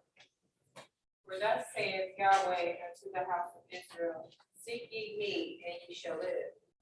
But seek not Bethel, nor enter into Gilgal, and pass not to Beersheba, for Gilgal shall surely go into captivity, and Bethel shall come to naught. Seek Yahweh, and ye shall live, lest ye break out like fire in the house of Joseph, and devour it, and there be none to quench it in Bethel. Again, he's telling us to seek him, to obey him, to do his to do his bidding. Well, this is what happens to Israel. Israel gets broken, it gets beaten, it gets trodden, cities destroyed. And I ain't trying to be funny, America's one of the worst. I mean, don't get me wrong, as a country in itself, but it's one of the worst countries to live in a time where things cannot be regulated. Where you have other countries who regulate things to try to keep down from the usury, America actually embraces the usury. America is about to get hit with some things that it's not ready for. It's about to get hit with some things because the Most High is tired of his people being beaten and trodden and run over, used and abused. The Most High is tired. This is coming to an end. America's got a punishment that's coming and it's not going to be ready. They can't fight the living God. They think they Billy Bad Bud, but they're not. They're going to be worse than a dog running with his tail between his legs because the Most High ain't gonna let it go. Verse 7. Ye who turn judgment to wormwood and leave off righteousness in the earth. Seek him that maketh the 7 stars and Orion, and turneth the shadow of death into the morning, and maketh the day dark with night, and calleth for the waters of the sea, and poured them out upon the face of the earth. Yahweh is his name. Yes. That strengtheneth the spoiled against the strong, so that the spoil shall come against the fortress. They hate him that rebuketh in the gate, and they abhor him that speaketh upright. Sister Kim, right there. That right there. They don't want to hear nothing good coming from the Father. They hate the issue that we bring up. Goodness. They just want that nastiness. They want to do this thing, especially now. You can't turn your television on without being bombarded with sin of all types. And especially now, they're really pushing the homosexual agenda. It's at the point where I'm like, girl, you can't even watch regular TV anymore. I don't watch regular TV anymore. Even me, grown man, 54 years old, I gotta be selective in what I'm allowing to come through that television. I gotta be selective about what's coming through my eyes and my ears. Because even though I'm grown and I know better, guess what? Those demons still come through that mess. That influence still comes through that mess. The drinking, the same-sex marriages, that trans stuff. And I ain't talking about trans fat either. These are the things that America is pushing through the television. These are the things that they don't want to hear righteousness. They want to hear they're wrong is right. And that we are the ones who are wrong. They want to put us in prison for teaching the truth. They want to put us in our graves because they want to live by their flesh.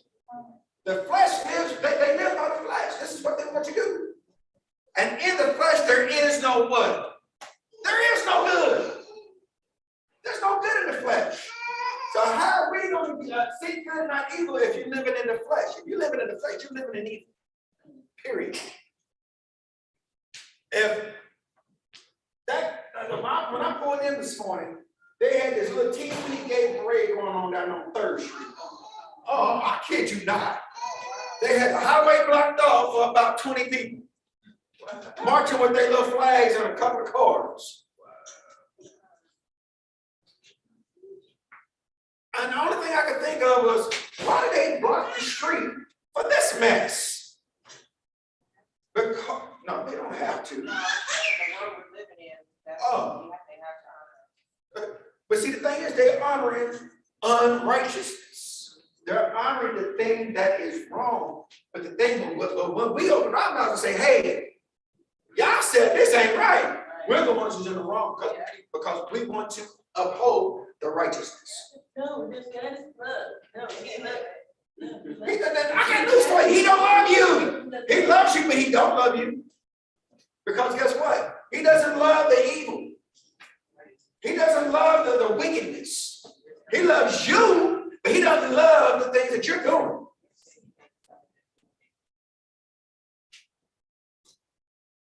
So how can you give good if you're doing evil? Your good is tainted. Your good, you're giving your good up of yourself for whatever purpose it is. Not because you just want to do something or you feel it in you to do it, because you want to be seen. How many times do we look on TV and we sit up and see all these groups doing stuff, but yet there's a television camera sitting right there? How does the Father glorify you and glorify you openly when you just received your own vainglory? When we doing our thing, what do? It comes up over the phone, everybody meets up. Is there a television camera sitting there? As people sitting there putting stuff all over Facebook, saying, hey, look what we did. Sometimes they don't know when one another is doing good unto one another. Exactly. You know, we don't, I mean, this is how the Father works. This is how he wants us to work. We can't do good living in the flesh. The flesh prevents it. No matter what we do, no matter how righteous we think we're living, if we're living by the flesh, we're not righteous. We're not doing good. We think we are, but we're not. And we'll have a price to pay for it. Thank you. Verse 11. For as much, therefore, as your treading is upon the poor, and ye take from him burdens of wheat, ye have built houses of hewn stone, but ye shall not dwell in them. Ye have planted pleasant vineyards, but ye shall not drink wine of them. For I know your manifold transgressions and your mighty sins. They afflict the just. They take a bribe, and they turn aside the poor at the gate from their right. See, again, we see this. The poor being beat down for the profit, of personal gain. There's a price to pay. And Amos keeps telling us, there's this price coming that you're not going to be ready for. He's about to bust these walls down when it comes to this country. He's about to bust these walls down. And he's about to, when I say he's coming to bust them down, he's coming to bust them down. Revelation 18. And when he's going to bust these walls down, America ain't going to know what to do. But those who are in the Most High, those who live by him, breathe by him, walk by him, talk by him, who got to watch the things that come out of their mouth, trying to watch the things that they put in their eyes and their ears, we will have his mark. We're not going to have the mark of the beast. We're going to have his mark. We're not going to give in to status quo, because we're going to live that good that he put in us that came from him. There's a whole different ball game walking around out here. See, we thought this thing was going one way, but see, as we see, Father bringing it in a whole different direction. He has in us his word. Our job is to deliver that word by any means necessary. If we have to sacrifice ourselves, we have to deliver that word. But understand this, we have his mark. Those of us who truly want to be with him, we have his mark. He's already put his mark on our head. When it comes time and the horsemen come right through, who gets hit up? Everybody who don't have his mark. We don't worry about these things that's going on out here. Oh, we shouldn't. If you worry about the things that's going on out here, question whether you have the mark.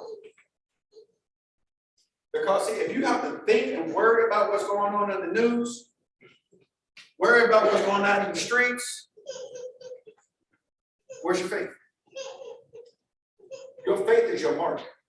Your faith in him. Your faith in obedience. Your faith in doing it. Your faith in bringing forth his word so that someone else can find him and gain that mark. We're to give of ourselves with sacrifice.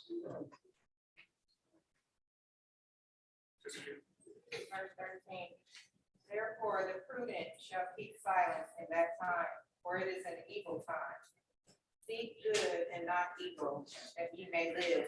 And so Yahweh, the Elohim of hosts, shall be with you, as ye have spoken. Hate the evil and love the good, and snatch judgment in the gate.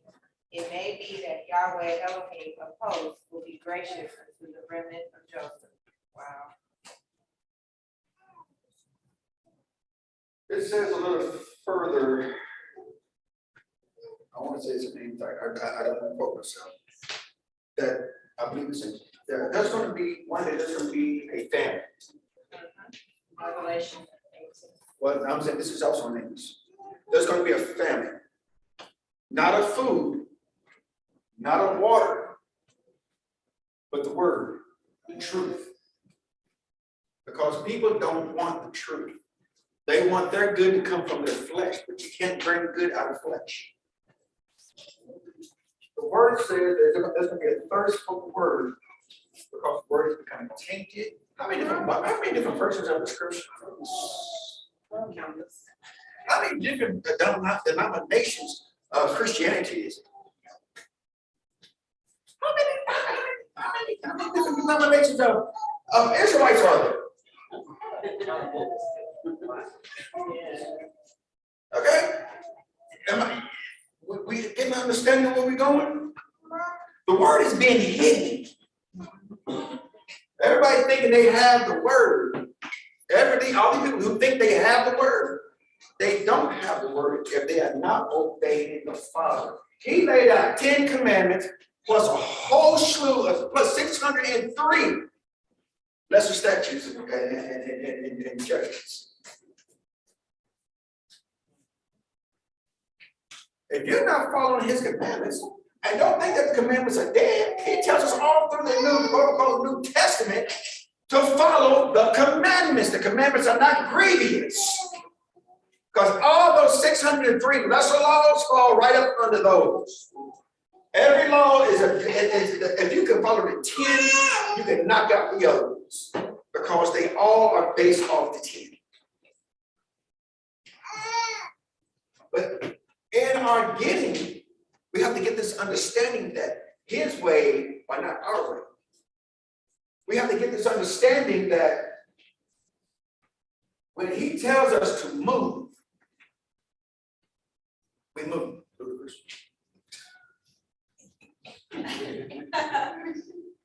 We have to get an understanding, as Prophet Jeff earlier. We have to get an understanding that when he tells us to go feed his sheep, what are we supposed to do? We go out there with a hot dog and a hamburger. Yeah, we can do that. But how do we feed his sheep? How are we gonna do good to those people out there if we're keeping his word to ourselves? That's the thing. See,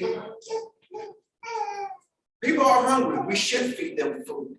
We should give them water. We should help them, provide them with, if we can't put them in our houses, we can put a tent up, a tent around them. Now, we can give to the necessity, we can give to their necessity to keep them out of the weather. But what about the necessity of their soul?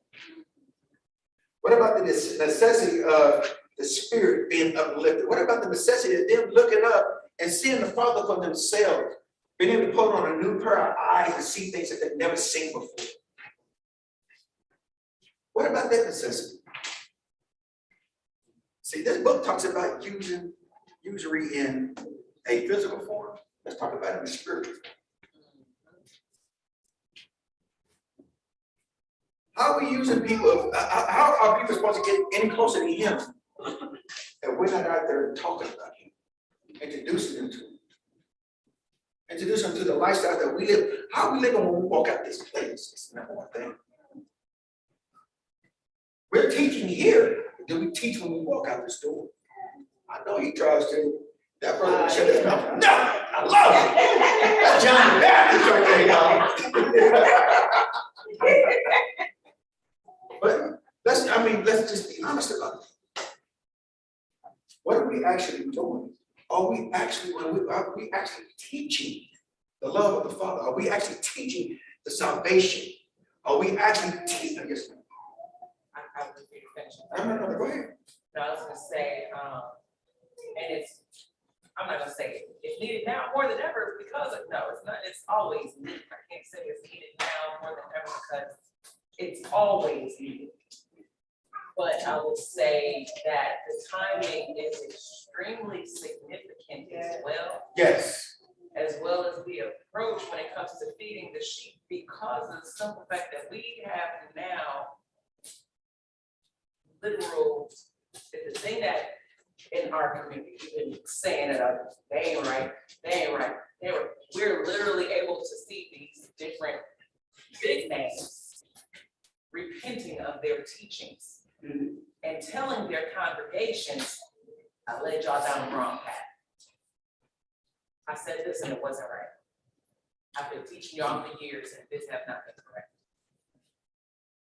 So, like I said, I can't say it's needed now more than ever. However, the timing is significant as talk about feeding the sheep, because clearly the fields are white. But the laborers, the true laborers who are out there right dividing, who are saying, come see a man that told me everything that I ever did. Just as the woman at who had the 5 husbands said, listen. And then all the people believed on her testimony, but then after she went and said, come see the one who I perceive he's a prophet, come see the one who told me everything I ever did.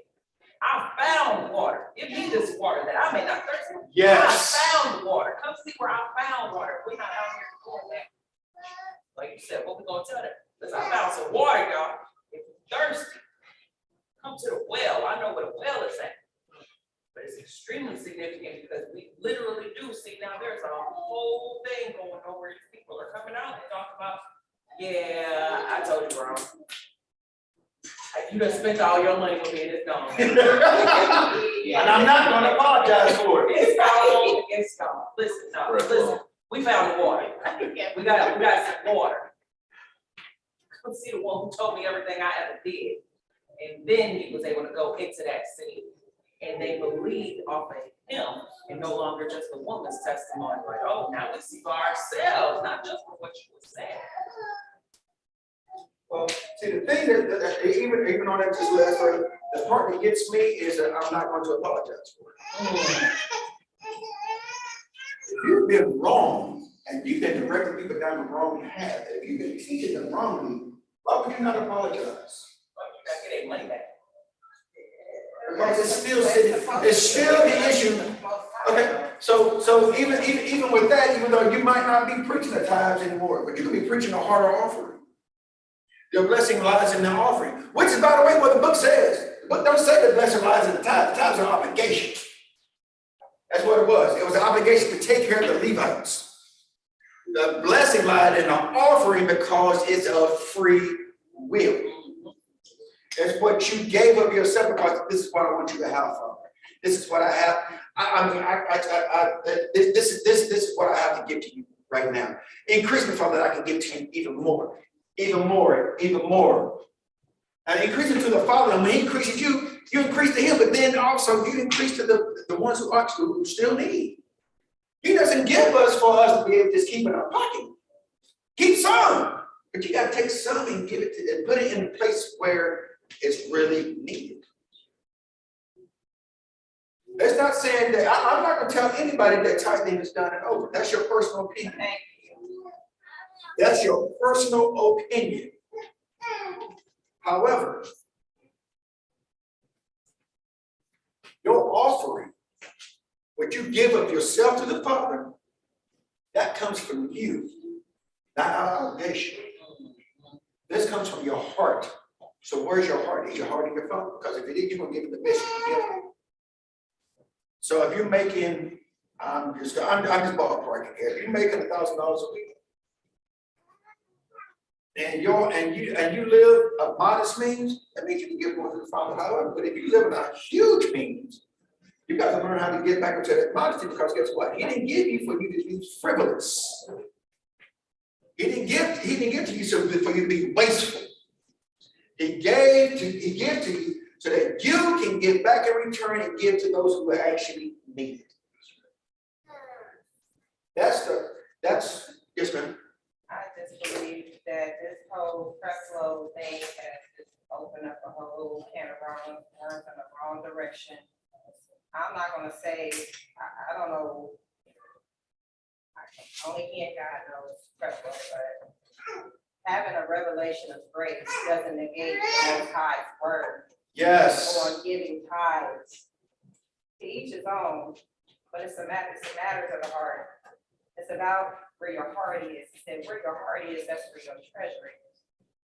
So a lot of this, what do you call this, controversy on giving tithes, all this reflected in my discernment is where your heart is. Why is it an issue of you giving money if you're supposed to be giving in obedience to the Most High anyway?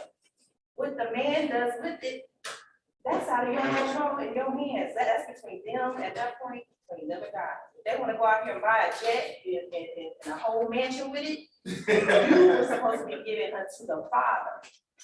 No, they're not supposed to get their money back. Because if you were giving in obedience to the word and to the Father, it don't matter what they did, you were being obedient.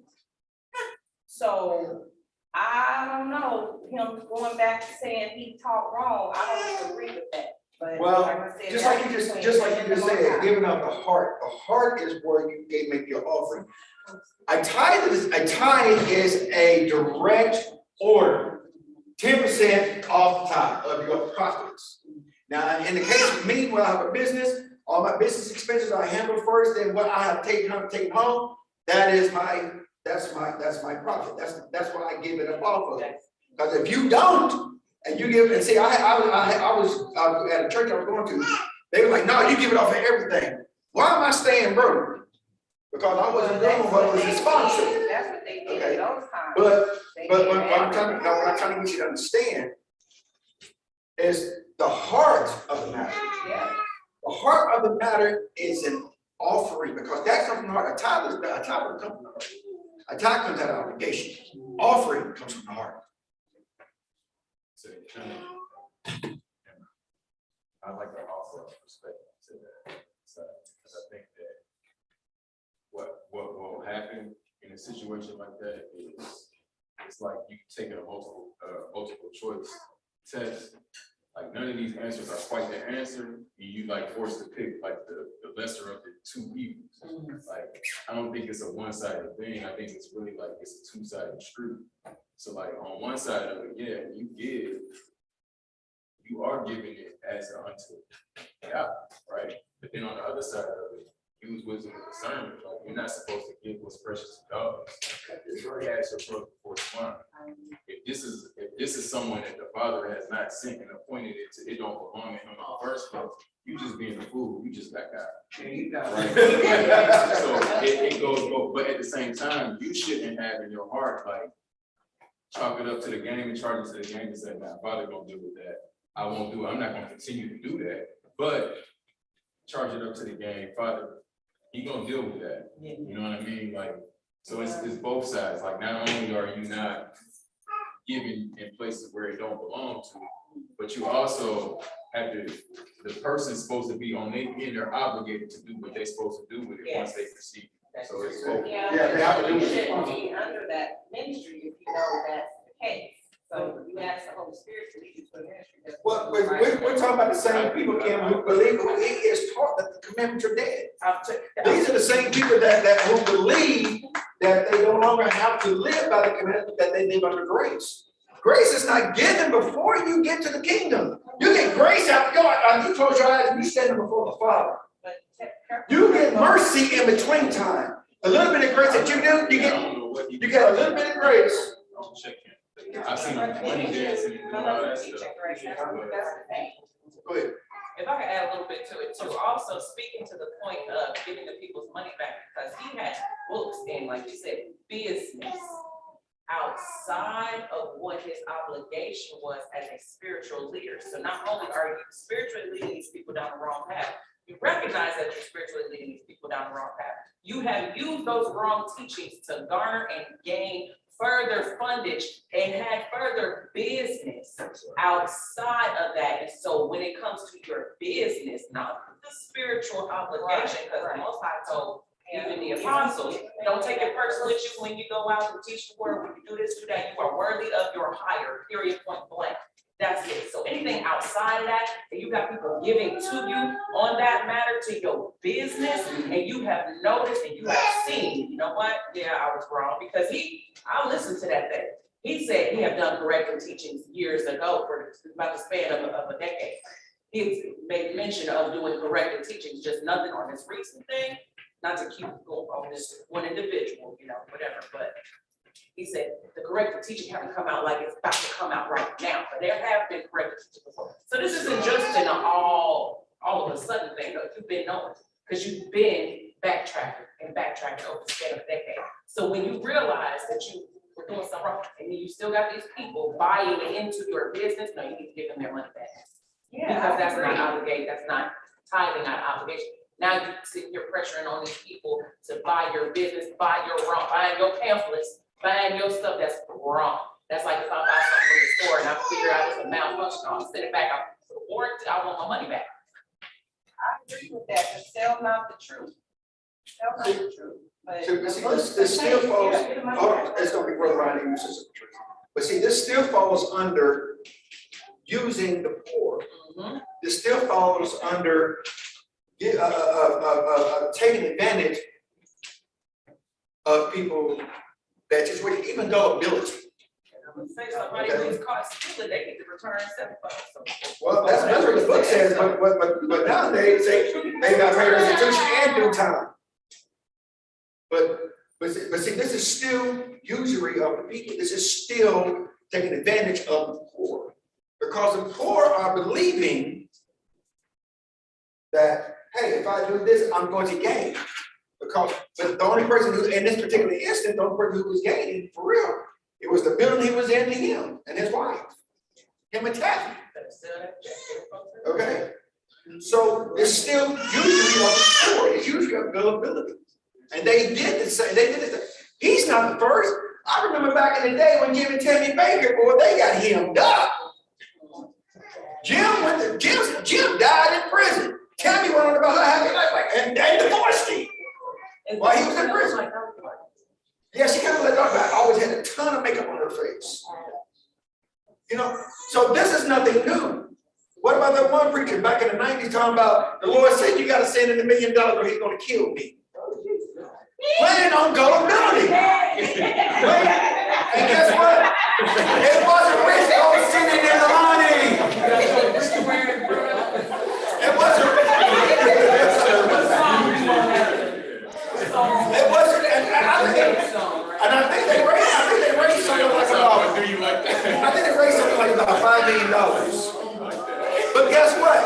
where the money didn't come from. It didn't come from the rich. It didn't come from the well-to-do. It came from the poor. It came from the people who had hope, who were trying to, who actually were using, who actually were trying to rely hope in the money, just like the prophet, be following those stupid prophets. They give this up, hoping to get that gain, but it wasn't enough for. And that's trickery because they, in their mind, like we're saying on both sides, they've got to be concerned and stuff, but it's trickery because they think that they are really truly upholding and doing good under the man of God. Seeking good, not evil. And Once they're standing, they think they're doing something to honor the Most High through that man of God, through that. So that's why it's so detrimental when these spiritual leaders are caught red-handed, caught with they, just, no, now you're required to bring forth works, of repentance. You gotta pay everybody back plus some. You got to do it. 7 times. You got to do something. And that's the book. That's in is it Exodus? Yeah, that's in Exodus. You gotta pay that back. But to get back to what I'm saying, it's still using the influence of your office for you to gain from the poor. Your office should be used to enhance the life of the poor, not to gain from it. So many times that we have all these preachers out here who talk about sending the money in for this blessing, send the money in for this blessing, send the money in for this blessing. Buy my holy water. Hey, the shrine of Jesus, we'll cut this thing up in 10 million pieces and sell it for $50 a piece. Gullibility. They use gullibility to take advantage of the poor. Because these people are desperate. This is why we have to look out for the poor. This is why we have to look out and give of ourselves to the poor, because they're desperate. Desperation will cause you to do a million different things. But the one thing that they should be doing out of desperation, they should be seeking the Father. If they don't know how to seek Him, that's our job to go show them. That's our duty. This is what today's lesson is about. They talk about food in their lesson. We're going to talk about the soul. This is what we're talking about. We're talking about the soul of people. We can feed people 24 hours a day, 7 days a week. We don't feed their souls, they're just as lost. They're going to stay lost. They're going to stay desperate. They're going to stay to the point where they do dumb things, where they're walking into schools with rifles shooting up 17 children in 2 teachers. They're going to walk into a school and shoot every child in there talking about they love the Father. This is because they don't have, that's desperate. They're desperate for something. They don't know what it is that they're trying to reach out for. So they let the world, they let the enemy tell them what they're looking at. We can't let this slide, folks. We got to get out of here and stop the next. Because we got to bring that word of honor, that word of righteousness, that word of love, that word of accountability, accountability. We got to bring this word, folks. This is how we are going to do good in this world of evil. We have to be, we're going to have to take these stripes. We're going to have to take them. We're going to have to take the lashes across our backs. We're going to have to take the sacrifices that we may have to give up things. We may have to give up our own lives that other people that might be saved. This is a fact. We have to see the good from the Father. We got to give it away so that they can in turn give it to somebody else. If we talk to 1 million people out here, and we only get through with one, your voices wasn't wasted. Neither was your time. Neither was your effort. Nothing was wasted if one comes. Because that one is going to go out there and they will do the same thing. And if they get that one voice, all it takes is pay it forward. Talk to one, let them talk to two. Talk to another, Let them talk to 2, let the 2 talk to 4, let the 4 talk to 8, let the 8 talk to 16. We gotta do this, folks. We have to do this. We have to do it because this is what he requires of us. This is our good and not evil. This is what we have to do. This is his good. That he sends us out as sheep to the slaughter. That he may be able to call his children back to righteousness.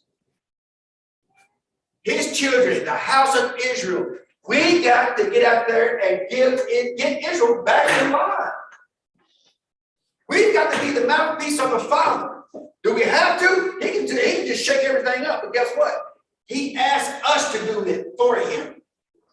And in exchange, I'd rather have my name written in the Lamb's Book of Life than sitting on millions of dollars, billions of dollars. I'd rather have my name written in the book of life. And go ahead and do this. Okay. And do his bidding. To know that I'm out here trying to help reap a harvest that is right. We got to give it up. We got to give ourselves. We got to get that good that he gave us. We got to pay it forward, folks. It's just all it is to. I thank you for your time.